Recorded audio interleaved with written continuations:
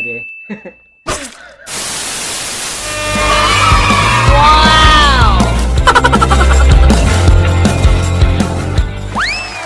Ang tanan mga ka-chessness, good morning, good morning, good morning. So karong adlaw na po tay laing pagahisgutan nga kay balojog ko nga kitang tanan ani naka-relate kay of course nag-agi man jud tag mga kasakit sa una, di ba? Sakit kayo sa dughan kanang mabuwagan ka, di ba? But mao na atong pagahisgutan karong adlaw. So atong July 3rd nag-post na po ko sa akong Facebook page nga inyong i-share sa ato or sa ato ang mga ka-chessmes karon kung unsay inyong mga pinakasakit nga breakup lines nga inyong nadawat sa inyong mga exes. No? But before we move on to that, guys, if you are new to my channel, please don't forget to click that subscribe button and hit that notification bell as well para sa ma-update mo sa tanan mga videos nga akong i-upload diri sa YouTube. Kaya kibalo jud mo guys, dako jud kayo na siyang tabang sa kuha kung mo subscribe mo ug mo tanaw mo from beginning until the end, di ba? Why not? So mao na ni. So nakadawat ni og 54 kabok reactions pero naabot og 176 comments. Wow! So unsa may pasabutan ni? So daghan jud kay nag-agi og mga heartbreak sa una, no? So atong tanawon kung unsay mga sakit kayo nga breakup lines nga nadawat ani ako mga or nadungogan ni ako ang mga Facebook friends sa una. So ato ning unhan, sugdan na nato guys. So ato ning unhan ni April Buot Inting. Actually gagaw ni nako siya ingon siya. I was never your partner. I'm just your wife. Kaya hindi mo ako nirerespeto. Pero parang salida man ni siya. Bitaw, according to her, ingon daw no si Tita Shawi. Bitaw no, I was never your partner, I'm just your wife. Pero sa tinood lang guys, kung minyo naman mo, dapat inyo yung suportahan ng inyong wife, diba? Suportahan yung inyong wife o inyong mga partners in general kung sa may nilang mga gusto. So it doesn't mean nga kanang ikaw ra jud or ikay padre sa pamilya, ikaw ra jud pirming masunod, diba? Dapat jud imo jud nang irespeto pud ang mga desisyon o kung say mga gusto sa imong wife, di ba?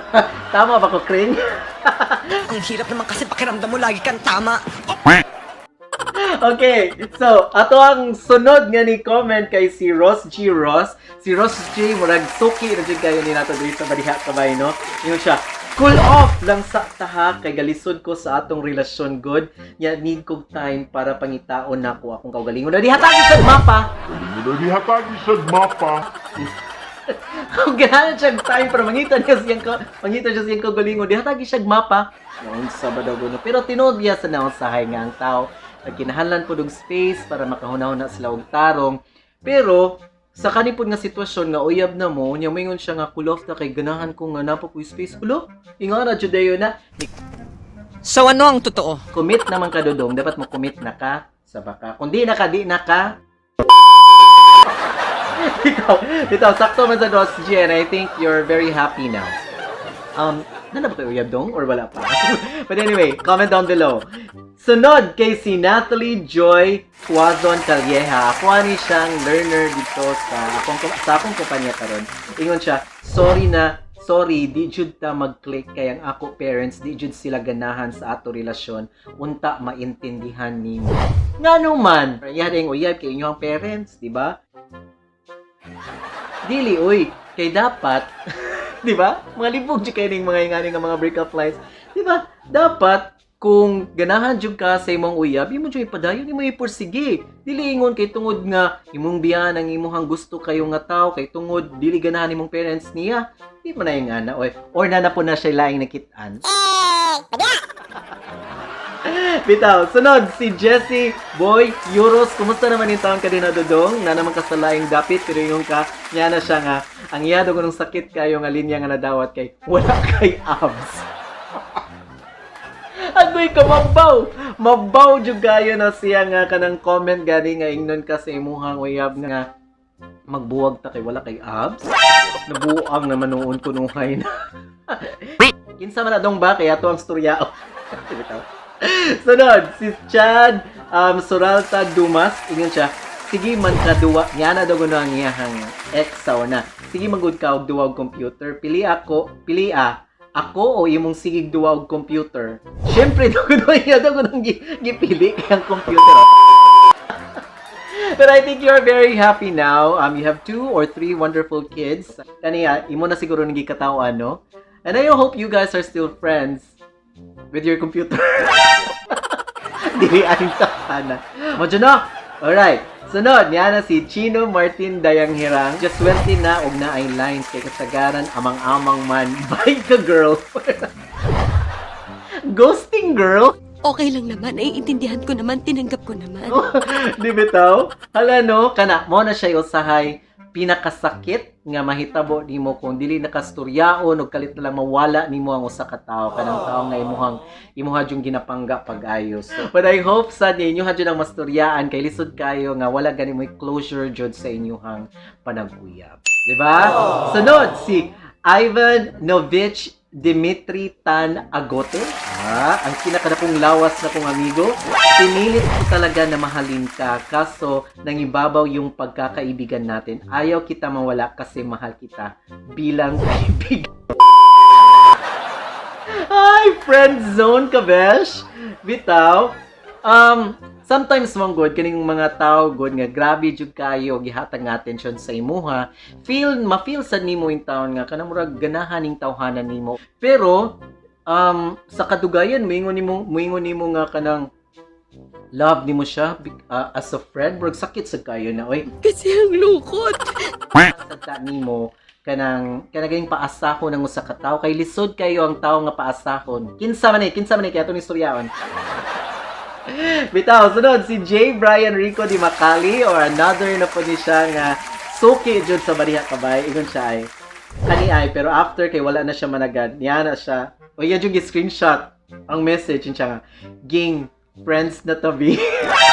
Friends zone na po. Pero ang ako lang jud ka-advise ayaw ninyo ihatag tanan. Ayaw sa jud mo pagka-assuming dayon na tungod maayo ang gihatag nga atensyon sa anang tao kanimo. It doesn't mean that he likes you or maybe he likes you but it doesn't mean na love ka niya. Di ba sakit siya but well, that's how life is. Sunod, si Dex Lopez Ripule, diyan na siya. Kanang dili pa daw siya ready og commitment dayon kay we rush lang daw on something na mag-in relationship. Sakit po na siya. Yeah, sakto, sakit po na siya. Pero sa tinuod lang, if you meet someone, and then kanang bago pa jud kayo mo na kay Laila, ayaw sa judayon mo og sudog relasyon. Ayaw mo pagpadala sa inyong mga emosyon. Hey! Hindi kita magpadala sa itong mga emosyon. Bayot. Kay kalisod na kayo nga mawagtang lang na dayon og kalit. Diba? So, easy come, easy go. Ana dyan na siya. Oh na! Sunod, si Arjoy Zaragoza. Ngayon siya. Na, masakit ang walay linya na pagbuwag kay dili man ka pili. Masakit nang ikaw na lang ang mupili para niya. Medyo na-confuse ko gamay. So, I don't know. Pero comment down below, Arjoy, kung unsa may mo pasabot dun sa imuhang gi-comment diri. I would love to hear kung unsa imong explanation ani niya. Ingon si Archie Canapi, buwag na ta kay di man ka pa. Sexual man iyang ihang rason. So I don't think nga kung sexual ang reason sa iyang panagbuwag or pagbuwag sa imuha love jud kaniya. Maybe ang tan-aw niya nimo is lahi. Basin pud mo na imong gipakita sa iya ha. Mo nang mo nang i-decide na lang siya buwag kay nangita siya sa katawo nga makahatag niya ani. But anyway, moving on kay Manny Lapasige ingon siya, it's not you, it's me. Gas na jud kayo ni siya in taon nga linya. Dili na jud kumutuo aning it's not you, it's me. Unya after a month na dayon na siya mapakita mag-post din sa Facebook na nanay ka holding hands. Kaning mga kasagaran bitaw sa tinuod kasagaran maingon it's not you, it's me. Na kay gibiga-bigaan ditong lain. Wanang kamo guys, kung mingon na ganun it's not you, it's me. Ay na lang jud mong to, buhiin na siya kay lisod na kayo ng inyo panang pugngan o nya dili ra gihapon maayo inyong relasyon, di ba? You deserve better. Di ba?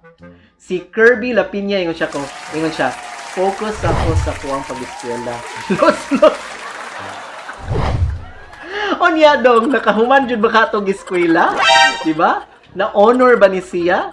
Pero bitaw, importante man sa dyan ng mga atong pag-eskwela, no? And importante sa dyan ang mo-focus dyan sa to ang study. But dili sa ko makakuan sa babay, Kirby, nga mao ni hang decision. Because there are really times nga you have to choose between love and your studies. And we all know that education is very important. But anyway, moving on in siya.